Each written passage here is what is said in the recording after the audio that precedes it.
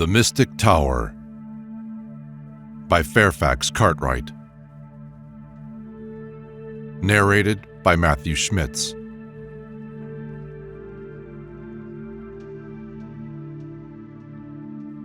In my wanderings in the strange land, this did I see: a temple built like a tower, rising to a great height, surrounded at its base by a circular colonnade. Impelled by desire to learn, I knocked at the gate of the temple and prayed for admittance. A venerable old man, the sage of that temple, opened the gate and said to me, "What seekest thou?" I replied, "Knowledge." He said, "Hast thou the strength and determination to climb to the topmost chamber of the tower?" I said, "The desire have I, if thou wilt be my guide to show me the way." Then he stretched out his hand and raised me up, saying, "If thy heart is stout, cross the threshold of the temple of human knowledge." I seized the proffered hand, and with the sage I passed under the mighty gateway of the temple. When I had entered the precincts of the building, I saw that a stately colonnade ran in a circle round the triangular tower, which seemed to rise to a giddy height above me. And presently, as I looked, I perceived that the wall behind the colonnade was covered with representations of human figures, and my guide spoke, "Behold, the cycle of human life. See man as he appeareth to the human eye." Then I looked again, and I saw that the first picture, by the entrance gate, represented the childhood of man, and the angel of life was drawing back the veil, beyond which lay the world with all its dangers and possibilities, and the children, full of joyance, were marching forward to enter the promised land. But I saw that there was a look of pity on the face of the angel, for in the darkness by the veil crouched the figure of Satan, marking with his claws upon the sand the number of those whom he would devour. And as I gazed longer at the children, I began to perceive that each child represented some type of humanity. There I saw the young king approaching the veil with firm step, but with awe upon his face, as he gazed upon that unknown world which he would be called upon to govern. And by his side was a youth with vicious face and envy in his heart, seeking to push aside the young king, that he might enter first into possession of the world. Many children I saw bubbling over with the exuberance of youth, pleased with what lay around them, and looking not far ahead into that mysterious world which was being disclosed to them. One maiden I noticed gazing earnestly at the star of love, which from above shone down upon the world of youth, and another maiden, in whom was the soul of the wanton, was bending down to the ground to pluck a rose, and in her haste to seize it, a thorn had pricked her finger. I followed my guide around the colonnade, and at each step I saw the same children grown older, having advanced a little on the journey of life, and I saw many fall by the way, and when I came to the last picture, I saw that few were left: the ascetic dervish, worn and emaciated, the man who had sought for God through the Spirit, and the aged king, full of gravity, the man who had sought for God by striving to act according to his lights in the world. Loneliness was around these two, but they heeded it not, and behind the throne of the king stood, with her arms crossed, and on her face a look of impenetrableness, the angel of life, now changed into the angel of death.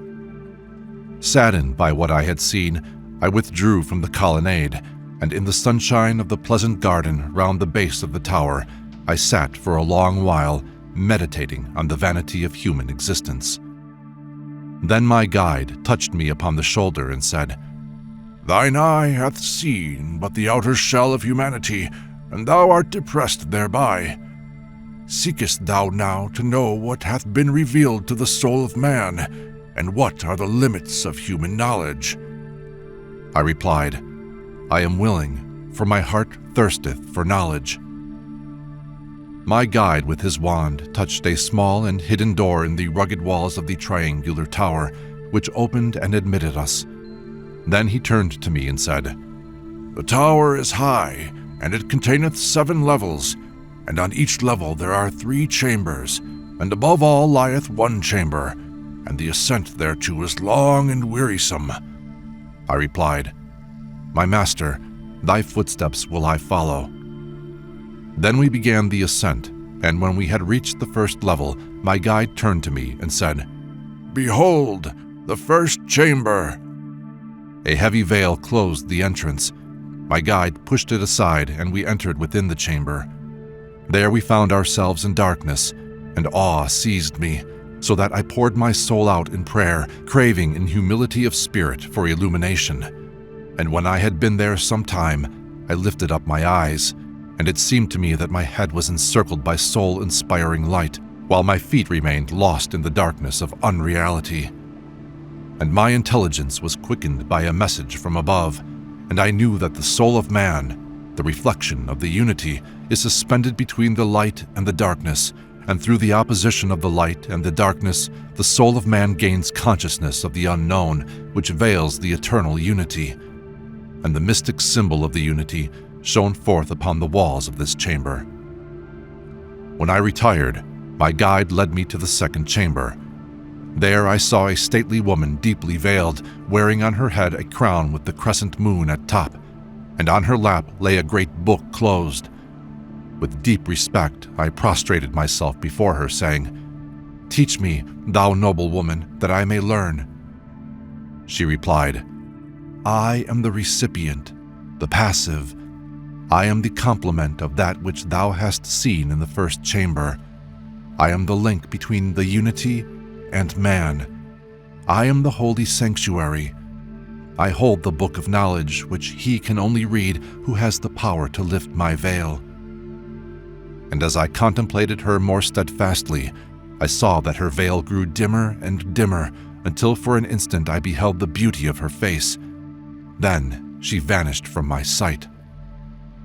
My guide then seized my hand and bade me follow him to the next chamber. When I had penetrated through the veil which closed the entrance, again I saw a throne upon which a woman was seated, clothed in majesty and wearing the crown of authority. By her side was an eagle, and above her was a canopy which seemed to be formed of the wings of angels. When I had made obeisance to her, she opened her lips and said, "I am the termination of the first and the second. In me is the equilibrium completed. I am the law of the world. With my scepter do I govern it. With one hand do I draw down the spirit, and with the other do I raise up its negation. And in my womb is man conceived." When with my guide I had issued from the last chamber, he bade me for a while to meditate on what I had seen. Then he led me up a steep flight of steps to the second level of the tower. When we had reached it, he said to me, "We have now attained to another plane of thought, to another aspect of things. Enter now the fourth chamber, which lies above the first chamber below." I did as I was bidden, and when I had penetrated into the chamber, I beheld the king upon his throne, and before the majesty of his face I prostrated myself. Presently I heard him say, "I am not the absolute. I am for humanity the realization of the absolute. I am the will of the unity. My scepter is the sign of power. With it I rule mankind, for my law shall be his law. To me, man must turn for all that relateth to the world in which he moveth." Then I withdrew from the presence of the king and followed my guide into the fifth chamber. Here, likewise, I beheld a man seated upon a throne, but he wore not on his head the crown of a king of this world, but a mystic sign, and he was arrayed in the white robes of sanctity. And these words he spoke to me, "Kneel and worship, for I am not a king of this world. My scepter is the sign of authority. With it I rule the souls of men. I am the voice of the law of the Spirit. I am the bond of reunion between man created and the breath from which his creation proceeded." When he had ceased speaking, with awe in my heart I withdrew, following my guide to the sixth chamber, which lay in the third angle of the second level of the tower. When I had entered it, I found myself in darkness, but gradually a dim light seemed to descend from the summit of the chamber, and it grew in intensity, and when I looked up, I beheld with astonishment as it were the eye of a spiritual being looking down upon me. Then my guide said unto me, Behold, the eye of the world. Through it, the mind realizes the beauty of the manifestation of the unity. Through it, love reaches the soul, bringing man and woman to the completion of their destinies. Learn and understand the mystery of this sign. This is the point from which two roads diverge. Along the one descends the spirit of light. Along the other descends the spirit of darkness. The vision faded from my sight, and meditating deeply on what I had seen, I followed my guide, who led me out of the chamber. With my guide, I began the ascent to the third level of the tower, and when we had reached it, we entered together the seventh chamber, which lay above the fourth chamber and the first chamber below. Therein I saw nothing for a time. Then I heard the whiz of an arrow, and beheld in the misty distance a noble stag struck down by it. Looking round, there appeared to me the majestic vision of a man, radiant like a conqueror, holding in his extended hand the bow of power from which the arrow had been discharged. He said to me, "What seest thou?" I said, "I saw the weak overcome by the strong." He said to me, "Behold, I am the man-conqueror, man as the emblem of the Creator. I am more than nature. I am nature illuminated by the Spirit of the Eternal, and therefore do I overcome mere nature." When this vision had disappeared from my sight, I passed with my guide to the eighth chamber. Herein I saw a sword standing unsupported on the point of its hilt, and in astonishment I exclaimed, "What meaneth this sign?" My guide replied, "Between man and nature a permanent struggle exists. What man attaineth by labor, he loseth again if his labor should cease. This is the sign of equilibrium, the balance between opposing forces, between good and evil in the created world. This is the sign of the spirit of justice, which with the power of the sword separates the opposing combatants." When I had gazed for some time upon this symbol, I proceeded to the last chamber on this level of the tower, which was the ninth chamber. When the veil by the entrance had fallen behind me, I found myself face to face with an aged dervish, whose countenance was serene and radiant. For him, age seemed to have no afflictions, and wisdom shone forth from his eyes. In his right hand he held aloft a burning lamp, and in his left hand he held a staff, on which he leant. I saluted him with reverence, and he addressed me thus: "When I was young, I selected the path of light, and my reward has been great. Wisdom have I imprisoned in the lamp which illuminates my path. Round my soul have I drawn the mantle of protection, which shall ward off evil when it shall assail it. This staff of strength have I found upon my path, and on it I can lean with security in the ascent towards truth." The serenity of this old man filled my soul with elation, and the glow of divine love seemed to penetrate into myself like a precious gift from his presence. When I issued from the last chamber, I followed my guide up the ascent to the next level of the tower, where with him I entered the 10th chamber, which lay above the 7th and the 4th and the 1st chamber below. Here I beheld a circle turning upon no visible axis, and my guide said to me, "Behold, the symbol of eternity, the symbol of the incessant action of time. The circle is ever moving, it ascendeth and descendeth. So ascendeth the Spirit of God to the summit, so descendeth the spirit of evil to the abyss. Yet the circle is unbroken.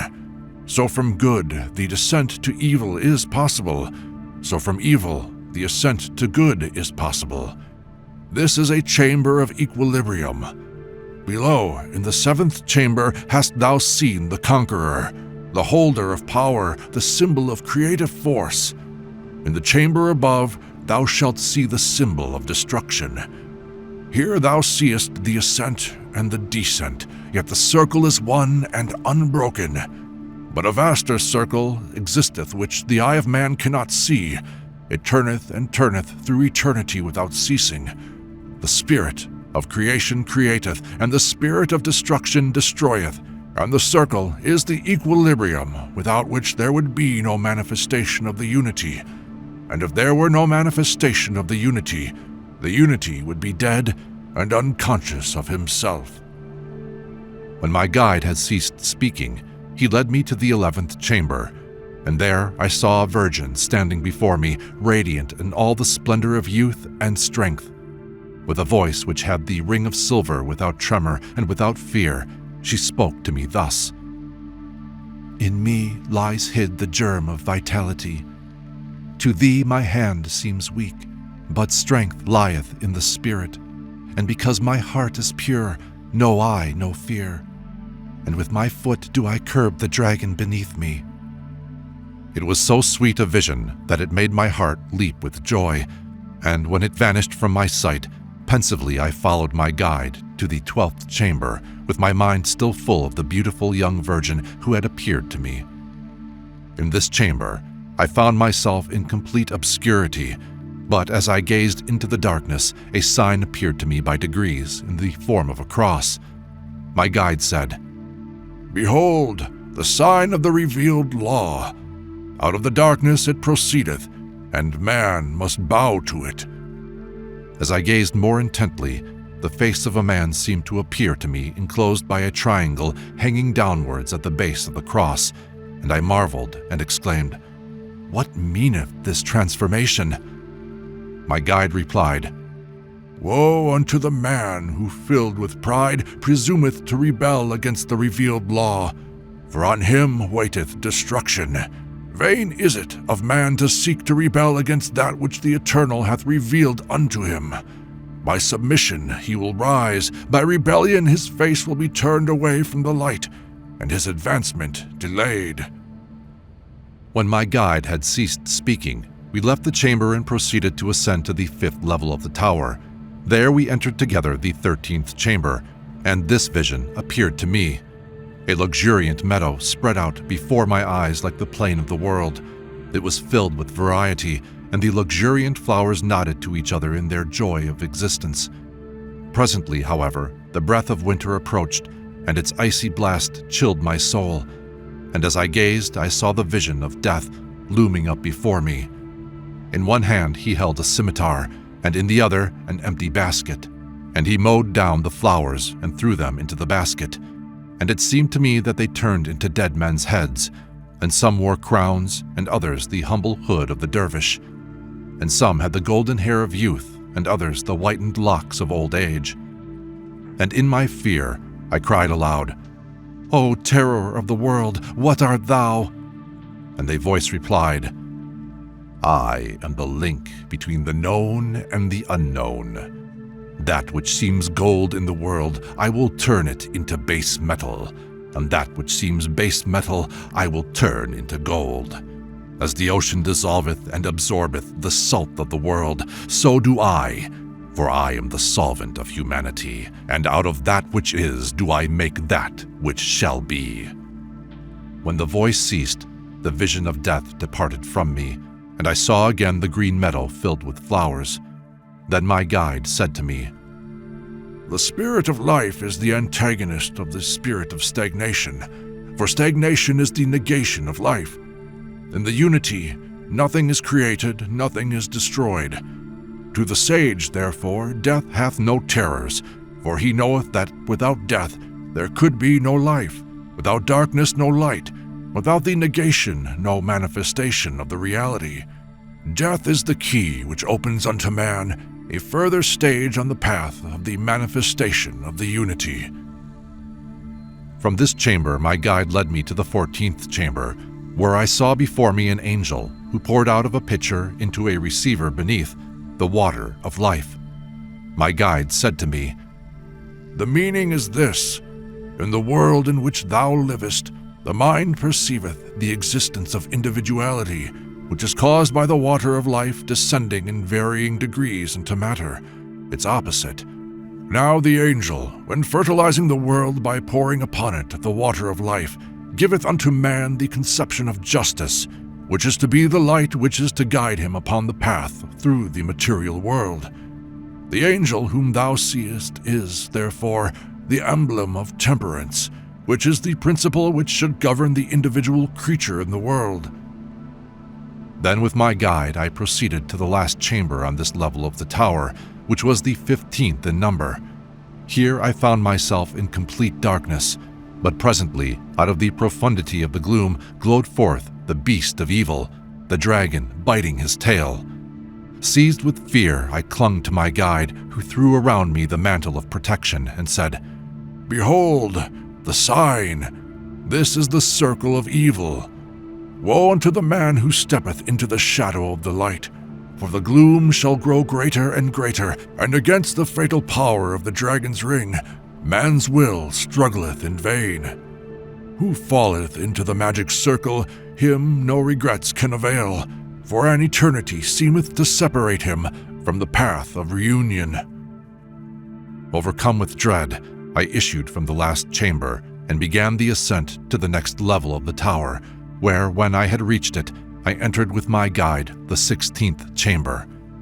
Here I saw before me a tower of great strength, and the master of the tower and his attendants were enjoying their security behind the battlements of their stronghold. And I said to myself, "So cunning seemeth to have been the skill of the architect, that this tower will not perish, but with the destruction of the world." But presently I heard a great roar, and I beheld a thunderbolt descending from a cloud, and it struck the mighty tower, and the battlements parted asunder, and the master and his attendants were hurled to the ground. In amazement I exclaimed, "What meaneth this sign?" My guide replied, "Behold, the sign of the fall. Man, who was spiritual, has entered the world, and put on the burden of the material body. Behold, the symbol of the spirit of the unity, which to thine eyes is invisible, incarnated in the world which lieth open unto thy senses." When the vision had passed away, I followed my guide to the 17th chamber, and as I entered it, I felt the breath of spring upon me, and my heart, which had been saddened at the sight of the ruined tower, leapt for joy. And as I looked, I saw before me the vision of a lovely maiden, and her golden tresses were crowned with a diadem of 7 stars.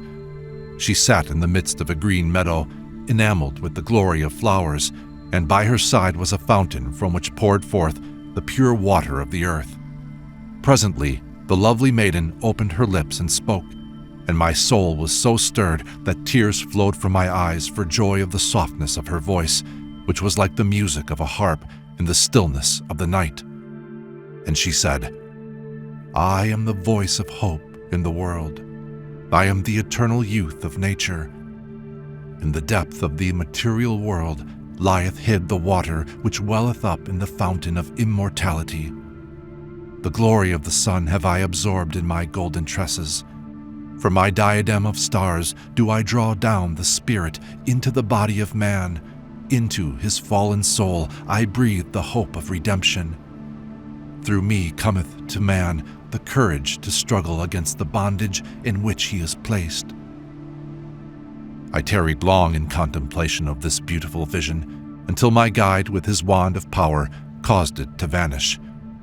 Then I followed him to the last chamber on this level of the tower, which was the 18th in number. Here again I found myself in utter darkness, but after a few moments I heard my guide saying to me, "Watch, and thou shalt see." Then I gazed again into the gloom, and there grew before me a vision which filled my soul with despondency, for it seemed to me that I saw the world spread out before me, illuminated only by the pale and sickly light of the moon. And man was struggling against man, and wild beast against wild beast, and the reptiles of the earth came out of their hiding places to gather their spoil. And in my sorrow I exclaimed aloud, "What meaneth this sign?" My guide replied, "This is the last term. This is the ultimate descent of the spirit of the unity into the depths of the abyss of negation. This is the realm of chaos. In the world, the kingdom of the passions let loose. This is the triumph of matter, matter absorbing the spirit and on the verge of throttling it."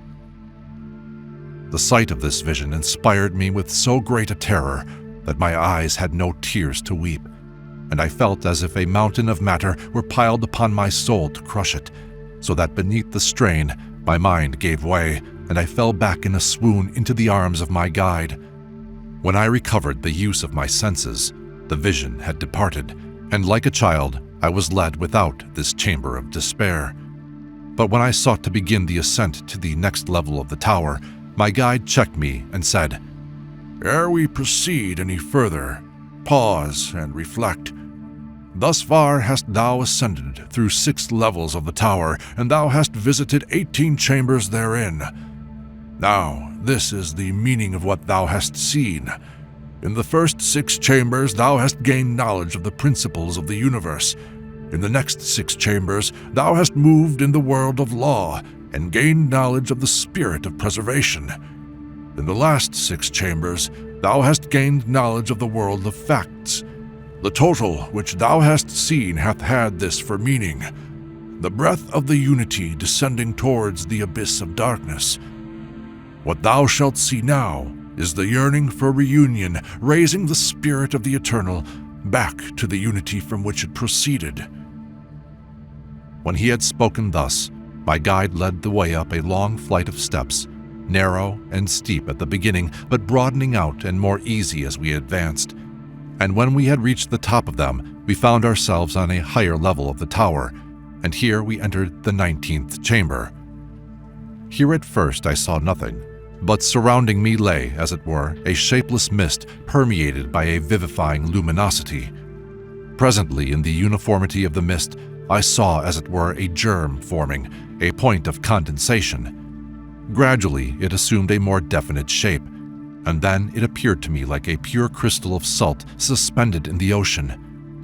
Then the crystal vanished slowly, and through the spot where it had been, I saw the hills forming. Then they became more distinct, and I saw the shapes of trees appearing, and flowers of every hue, with butterflies and insects buzzing among them, and the fishes were leaping in the rivers.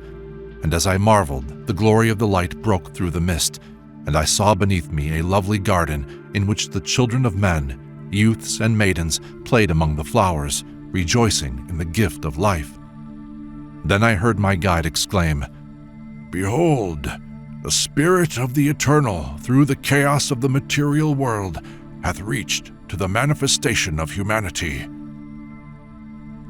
When the mist began to close round me again, I followed my guide to the 20th chamber. Here I saw spread out before me the field of solitude, the burial place of humanity, and no living thing stirred therein, and no noise was known to be. And as I gazed upon the waste of life, I heard the sound of a great trumpet, the voice of Israfel calling to humanity, and I saw in the center of the field of solitude Azrael, the angel of death, sitting in meditation. And at the sound of the trumpet he rose and flapped his sable pinions like a tired bird about to retire to his rest. And then he drew his great wings around his form, for the sleep of eternity was upon him. And in the field of solitude I saw the graves open and the dead rising therefrom, and the rending of their grave clothes was like the roar of the sea seeking to break down the barrier of the land. My guide, seizing my trembling hand, said to me, "Fear not. It is the voice of the Eternal calling to humanity. Behold the breath of the unity rising to the spirit world and casting aside the shackles of the material world." When the vision had faded away, I followed my guide to the last chamber on this elevated level of the tower, and it was the 21st in number. Here there appeared to me a young man riding on a fine horse, and with eyes burning with desire, he gazed steadfastly at a young girl who danced before him glorious in her nakedness, and her hair was adorned with garlands of roses. By his side, an old hag hobbled along, holding his stirrup with one hand, while she held an hourglass in the other, in which I saw that the sand was fast running out. As I looked, I saw of a sudden a deep precipice ahead, and at that moment a hideous dog rushed forth and bit the legs of the horse to urge him on his career. As the rider grew closer to the precipice, the young girl who danced before him changed in my sight, and the color in her cheek changed into the waxen hue of death, while the petals of the roses on her head shriveled and fell to the ground, and I saw her hair spreading out across the sky like the gray threads of a spider's web. Then the young man, having no power to check the fury of his steed, passed away and was lost in the abyss. While my heart was heavy with pity for this young man, I heard my guide saying to me, "Watch and behold." Again, a young man appeared to me, and he was clad in armor, and in his hand was a goodly spear. Wild and dangerous beasts I saw striding across his path, but he looked neither to the right hand nor to the left hand, but with the power of his spear he drove them away.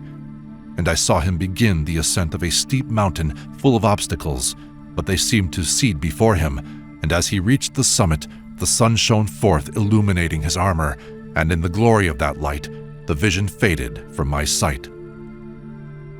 Then my guide said to me, "In the first chamber on this level of the tower, thou sawest the divine spirit rising through matter to the human world. In the next chamber, thou wast shown the rise of the divine spirit from the human world to the spiritual world.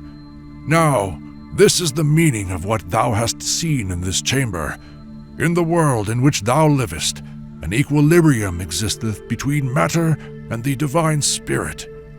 Now in the heart of each man a point lieth hid on which this equilibrium is poised, and this point is the mystery of his individuality, which hath the power of turning the balance to the right hand or to the left hand, towards matter which leadeth to the abyss, or towards the divine spirit which accelerates the moment of reunion with the unity. Woe unto him, therefore, who in the human world letteth the idleness of 1 hour impair the power of his individuality to turn the balance towards the light." Then my guide led me without the chamber and said to me, "All have I shown thee, yet one chamber remaineth." I said to him, "Are my eyes worthy to see what is therein?" He replied, "If thou desirest to see, thou must rise to it alone." Then he pointed the way to a steep and tortuous flight of steps which led to the highest pinnacle of the tower. These, with toil and pain, I began to ascend alone, and when I had reached to a great height, I saw before me the entrance to a chamber closed by a heavy veil. I pushed it aside and penetrated within, and when the veil had fallen back behind me, it seemed to me that the gravestone had fallen upon the grave, and that I was severed forever from the world of humanity. A feeling of solitude crept upon me, and a desire to pray, and kneeling down I worshipped the unknown, seeking for illumination, and by degrees the knowledge of the things which I had seen increased within me, and when I lifted up my eyes, I saw that the chamber in which I was formed like an ellipse, and that in the center thereof a figure sat upon a throne, neither man nor woman, but humanity in the womb of time, the ellipse of the Absolute.